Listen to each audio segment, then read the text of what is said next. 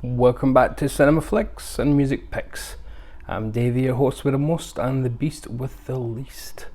And the least we can do today, after a week-long break, is Box Set Wednesdays, which has become a weekly tradition extending back a month. So we're also going to combine it with an unboxing. Isn't that exciting? Isn't that a YouTube thing to do, an unboxing? Because look, it just came in the post literally, and I've not actually opened it yet, so it'd be quite embarrassing if it turned out this was something from QVC or something, but I'm 99% sure I know what this is. I've just seen the top of a black box. I'm 99% sure. Okay, but, you know, I've been wrong before. Right, so we'll take all of the, it's not too stuffed with these awful things that you know, it's just the top. That's good. It's worse when it was little cellophane, these things, but they call them peanuts, and the, you know, you get 3,000 of them to package a box. So what do we have here? Aha, it is indeed the 50th anniversary edition of the Godfather trilogy. I mean, it's only the 50th anniversary of the first film this year, but you know, lovely. Well, see you next time for no, but I suppose we better actually open the set itself. So this is the deluxe edition, I suppose, which comes with the usual deluxe-y things. Can't even remember, it's that long ago since I ordered it. So let's do some opening.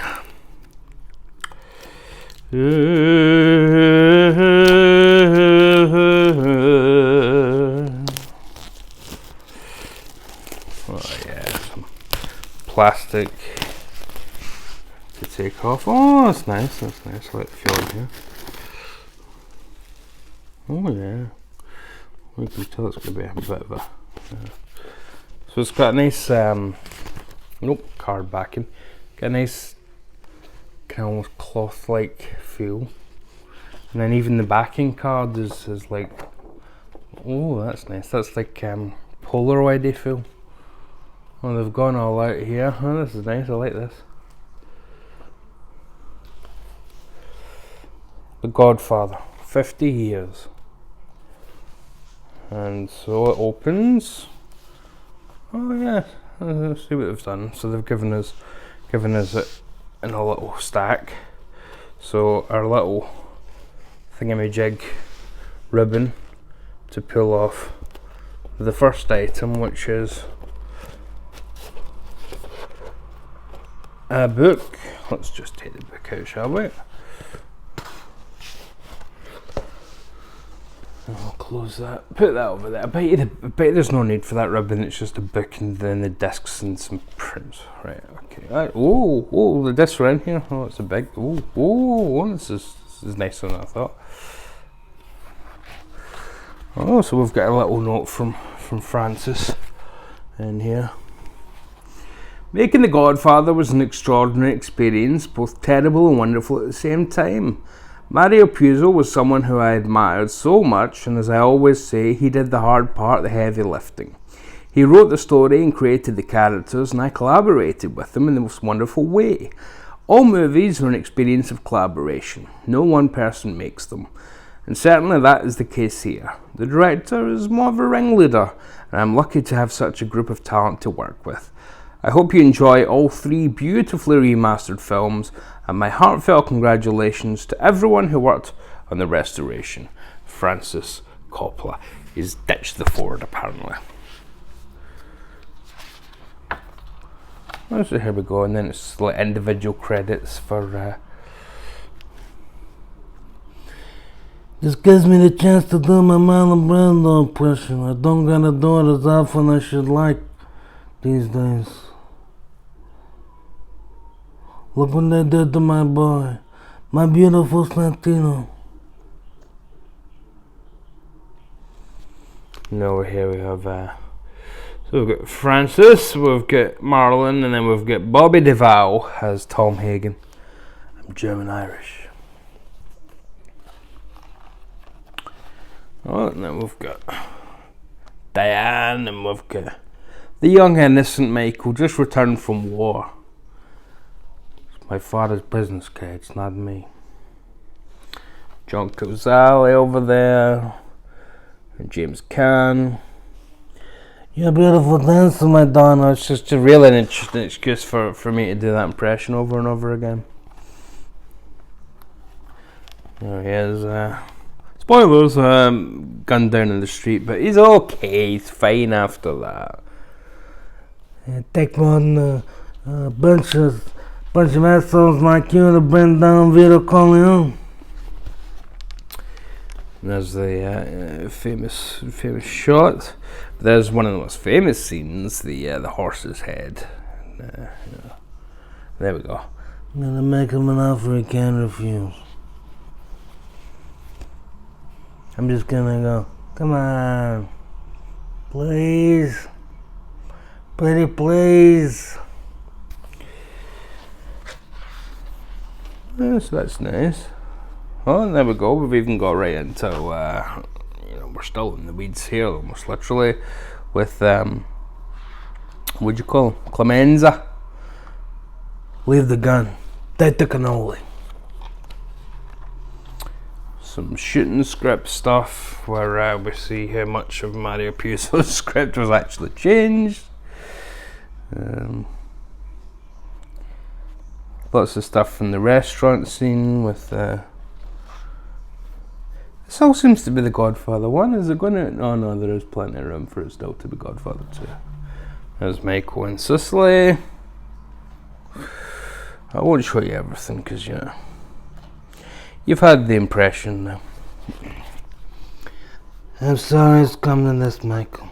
I never wanted this for you. Senator Corleone. That was supposed to be you. But there we go. I never wanted this for you. Hey. And he's gone now, so we're into young Vito Corleone territory. Don't do much. I mean, he hardly bloody talks, does he, Dino? He's very quiet. That's it, that's all you're getting from Bobby De Niro. Don Fanucci, walking down the street. But this is Godfather Part 2 is where we first ever hear the instance of... So you watch Godfather 1, and Al Pacino still got that kind of high voice that he had in the early 70s. And now you hear Al Pacino, and he talks like this. And you're like, where change come? Where did it go from Thursday afternoon Al Pacino to this guy we hear now? Huh! And the first instance you can hear it is Godfather 2, where there's an assassination attempt made against the Corleones, and Michael says, "Rocco, bring me in alive." And he goes, "I'll try, Michael." Alive! Wah! So, yeah. Whereas 2 years earlier it would have been, "Bring him in alive, Rocco. Alive." There we go. It's truly become the dawn by then. You broke my heart, Fredo. You broke my heart. So most of this really seems to be Godfather 1, because we're straight into number 3 here. In fact, we're at the end of number 3 after just one page. Yeah, that's literally the end. And I always love that, the old makeup and stuff, because that is not... Michael there is supposed to be about the age that Al Pacino is now, and he looks nothing like Al Pacino actually does now, which is, just when I thought I was out, they pulled me back in.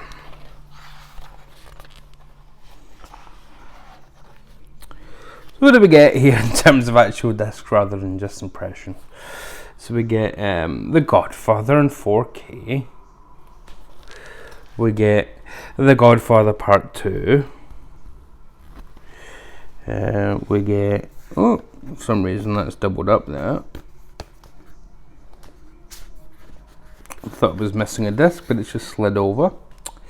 Bonus disc, which has gone for a walk.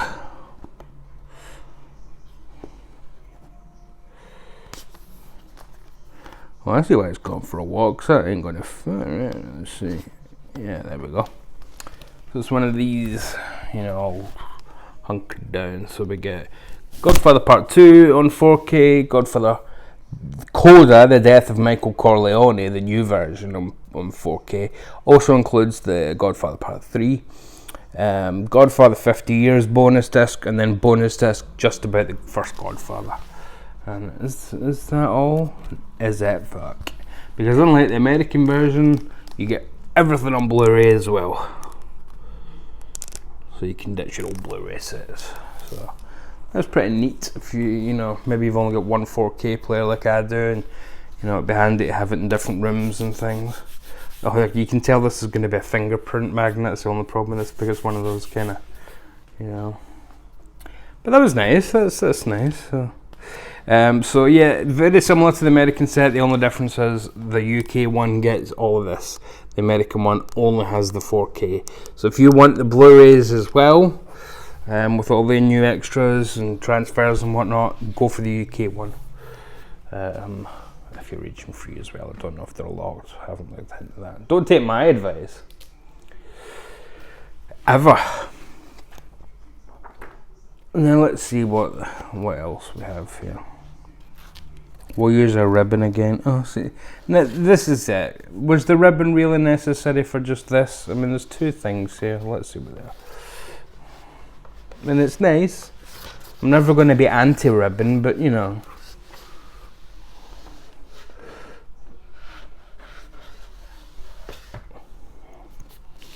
So what do we have? Oh, in fact, it's only one thing extra here, right? So it's some prints, okay, and they put them behind a sheet of like vellum, each one, to make it look really special. And they look like Alice Yang's artwork, but it doesn't credit anyone. Maybe in the booklet, but so we basically got one for each movie. So there's a Dog Corleone, obviously, with Cat at the wedding date. Makes no difference to me what a man does for a living, you understand? And there's, well, Don Corleone in Part 2, when he's still Vito Corleone, working in the shop. And here is, you guessed it, folks, Don Corleone, Michael, when he's, you know, ready to give it all up and in league with the Catholic Church into the Godfather Coda, which we're now calling The Death of Michael Corleone. Or Senator Corleone, to quote our senator from Part 2. So yeah, I mean, you basically get the book, and then, which is lovely, and then these lovely quality prints that, you know, proper lithographs. But I'm not sure it needed the big lithograph, ribbon display thing. However, you know, tis what tis, and I got this absolutely dirt cheap, so won't complain. We'll put this back in. I'll give you some brief thoughts on the movies, because obviously I've seen the movies 1.5 million times. So, The Godfather 1. I'm a bit contrarian with The Godfather. Most people tend to have the opinion that the second one is a better film. It may be a better film, but for me, number 1 is still my favourite, because it has that star quality of Marlon Brando just gushing into everything, you know, and James Caan, and there's more for Robert Duvall, and Tom Hagen's one of my favourite characters. So there's more of an ensemble feel to number 1, which I really love. And I know the second is also about Michael's ultimate downfall and to, his consequences for taking this lifestyle. But really we kind of know that already from number one, because we know the lifestyle leads to that, because we see the consequences for every other Don of all the different families. So we know the minute he shuts the door on Kay that he's accepted that lifestyle, and this is him, and he's signed up for his ultimate fate. So Godfather 2 is Michael being punished for what is, or setting himself up for his punishment, I should say. Rather, it's him. He's already made the deal with the devil. Number 2 is where the devil comes to collect, and number 3 is where he tries to make atonement for it. If that kind of makes sense. So, again, I don't want to go into too many spoilers, just in case you haven't seen maybe number 3, because I think there are quite a few out there that have only seen 1 and 2, even to this day.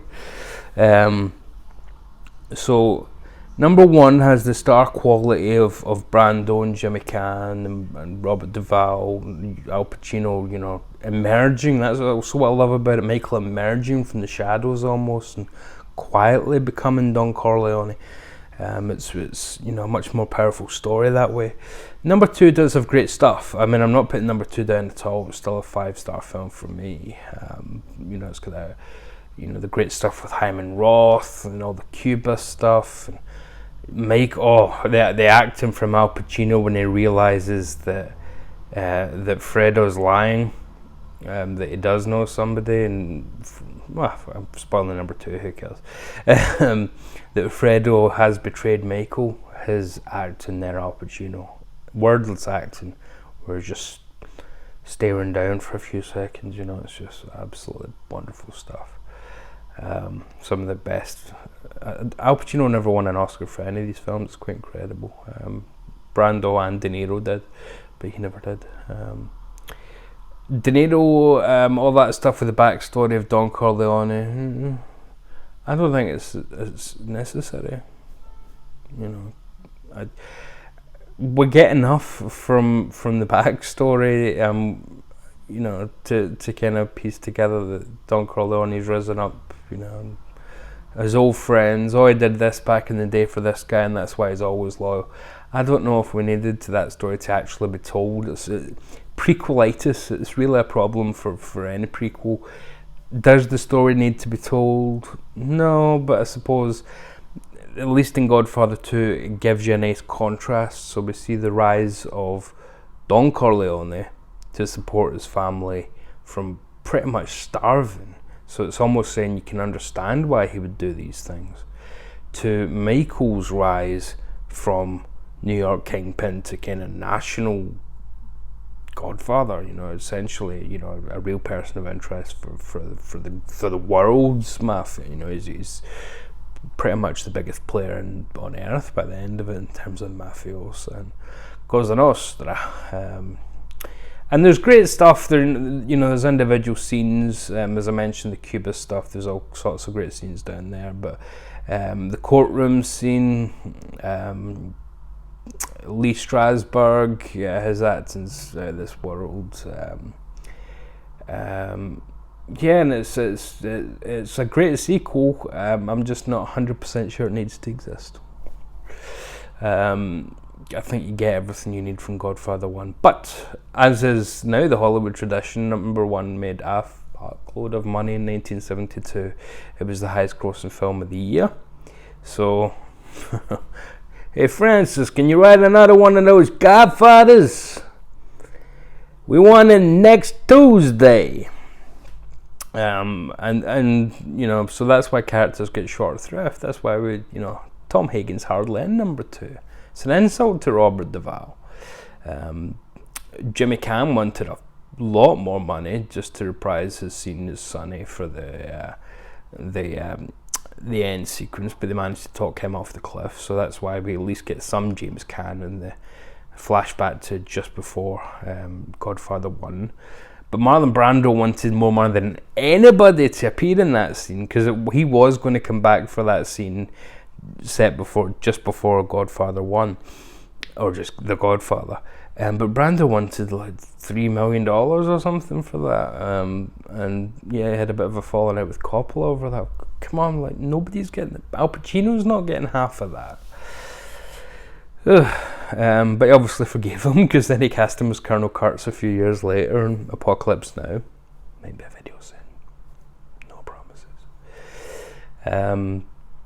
And then obviously that's, you know, Michael's penance, you know, comes in. The death of Michael Corleone, the coda, as it's now called, the coda, death of Michael Corleone, or Godfather Part 3 as it was called for a million years. The new version, just to quickly review that then, the new version is much better, because what it does is it just takes a few scenes that maybe were a bit long and edits them. It doesn't substantially change the plot, but it edits them down a little bit, and it does move some of the Catholic Church stuff to the forefront, literally to the start of the film, so that is more up front and becomes apparent that this is Michael's last deal. You know, this is his last score, if you want, before going legit. So it almost kind of sets up that, you know, is he really going legit if he's still trying to pull one last fast one before setting himself and his family up for life? Is that really going legit? So just moving one scene back to the start of the film, and it's also a scene where it's just him talking to the priest, very much in a way that's reminiscent of Godfather Part 1's, I believe, in America. You know, the guy that wants justice for his daughter. You know, You come to me and you ask for friendship, but you never come at my door. You don't call me Godfather. My wife, she's godmother to your child. We never hear from you. You never say cannoli. It's reminiscent of that, because we just have the one-on-one in silence with no music, of the priest making the deal with Michael to go legit and funnel the Corleone family money through the Vatican. And some of that's really fascinating, because it's you know, kind of based on the real life, very short John Paul I papacy. So, you know, there's some fascinating stuff in there. Unfortunately, what The Godfather coda, Death of Michael Corleone, still such an unwieldy title, what that can't do is improve some of the major problems with the film. And I'm sorry, the traditional one still stands. Sofia Coppola is absolutely atrocious. She's just annoying. And I get that she should be played as somewhat of an innocent, because, you know, when things happen, you need her innocence to be a contrast to the Corleone corruption. But at the same time, she comes off as almost an idiot, you know, completely blind to everything. Whereas the son, Anthony, who's now a priest, he's an opera singer, it's Robert Duvall's son, who's now a priest. Anthony, who's now wanting to be an opera singer, very much is on Dan Keaton, Kay's side, because he's disgusted by who his father is and who his family is and whatnot. So it's not as if it's a secret, or Kay's been shielding them from the fact that their father's a mafioso boss, and but she comes off as just an idiot for you know, yay Dad, this is great, I love your parties, why are they full of all these old Italian men with Rolexes, yay.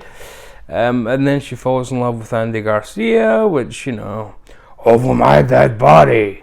And then Andy Garcia does one thing, and okay, you can do it. You know, there really needed to be just, I don't know, maybe another rewrite or something, because an edit cannot save that film and turn it into a 5-star movie equal to 1 and 2. But I think it's also unfair to expect it to. Paramount made Francis make that film, essentially, and he needed the money at the time. He was really, really struggling after a lot of flops in the 80s. So for his production deal, he needed it. And quite a few of the cast needed a hit as well. And Paramount needed a surefire hit. So for 1990, it was pretty much just a cynical sequel, unfortunately. Yeah, well, we've seen plenty of those in the decades since, haven't we? But anyway, I think there's still some good stuff to be found there. But by then, Francis had clearly gone. He'd become much more of an opera fan in his advancing years, and was more obsessed with the idea of The Godfather as opera, as an allegory, and and I don't know. It all seems so cliche. The last act and things, but again, there's so much wonderful things peppered throughout it. From Joe Mantegna, which is impossible to hear him in a Godfather movie without thinking there's Fat Tony from The Simpsons. Don Corleone, it is good to see you. It's full of impressions. This video, I should have been a mafioso. I could just bluff my way around the mafia, like Hugh Grant and Mickey Blue Eyes. Get the hell out of here! Get the hell out of here! Yeah. And remember Mickey Blue Eyes? Am I alone in that? Eat cookie. I'm going to quote Mickey Blue Eyes now, and I don't want to do that, so we're going to wrap the video up. But that was a look at the Godfather. The Godfather 50 years, and nothing on the spine, that will get some people annoyed because people like a spine to show them what's on the shelf, understandably. But yeah, the Godfather 50 years. 4K and Blu-ray box set with nice book and nice lithographs and a ribbon, the most important part. But we can't call it Super Deluxe because there's no stickers and there's no poster, so it's just Deluxe. Oh well. Right, I'm off to do nothing. Actually, I've got no plans. Might have some squash, diluting juice, whatever you want to call it. It's about as exciting as my day is going to be today. But regardless, thanks for watching, and let's be very careful out there. Stay safe, my dears. And I think that's about it for this week. I'll maybe see you at the weekend, depending on how things go. Nighty night.